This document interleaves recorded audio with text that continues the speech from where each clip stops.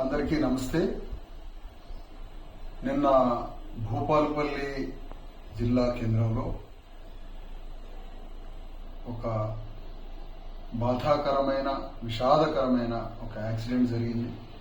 అందులో విధి నిర్వహణలో ఉన్న మోటార్ వెహికల్ ఇన్స్పెక్టర్ మొద్దోజు వెంకన్న మరణించడం జరిగింది.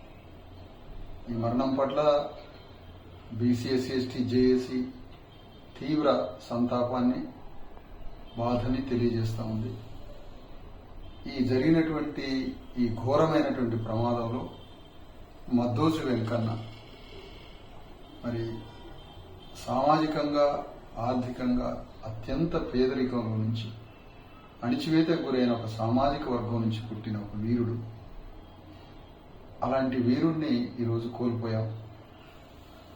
ప్రభుత్వం డ్యూటీలో ఉండి మరణించిన వెంకన్న మరి ఈ మరణం పట్ల ఈ బాధ నుంచి పరిష్కారం కావాలి.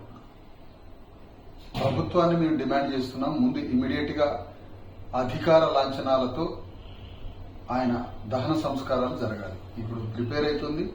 వెంటనే ముఖ్యమంత్రి రేవంత్ రెడ్డి చీఫ్ సెక్రటరీ గారికి ఆదేశించి మరి డ్యూటీలో ఉండి చనిపోయాడు ఒక సైనికుడు. వెంకన్న ఒక అమరవీరుడు, ఒక సైనికుడు, నథింగ్ బట్ సోల్జర్. గవర్నమెంట్ తరఫున డ్యూటీలో ఉండి చేస్తున్న డ్యూటీలో ఆ బొగ్గులారి వచ్చి మరి యాక్సిడెంట్ చేస్తే మరణించి నుజ్జు అయిపోయిన పరిస్థితి.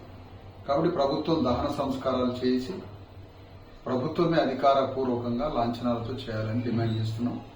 ఇమీడియట్ గా ముఖ్యమంత్రి రేవంత్ రెడ్డి ఆదేశించాలి.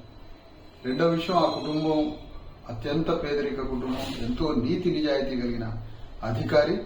కాబట్టి ఆ అధికారి మరి చనిపోయిన తర్వాత ఆ కుటుంబం దిక్కు లేకుండా అయిపోయిన పరిస్థితి. కాబట్టి ఇమీడియట్ గా ₹1 కోటి నగదును ప్రకటించాలి కుటుంబానికి. హైదరాబాద్ లో ఒక 500 ఇంటి గజాన్ని, ఇంటి స్థలాన్ని కేటాయించాలి. మరి అదేవిధంగా ఆ మృతుడు వెంకన్న భార్యకి గ్రూప్ 1 స్థాయిలో ఆ క్యాడర్లో ఉద్యోగాన్ని ప్రభుత్వం వెంటనే ప్రకటించాలని డిమాండ్ చేస్తున్నాం. ప్రభుత్వానికి మరొకసారి చెప్తున్నాం, ₹1 కోటి నగదును ప్రకటించాలి.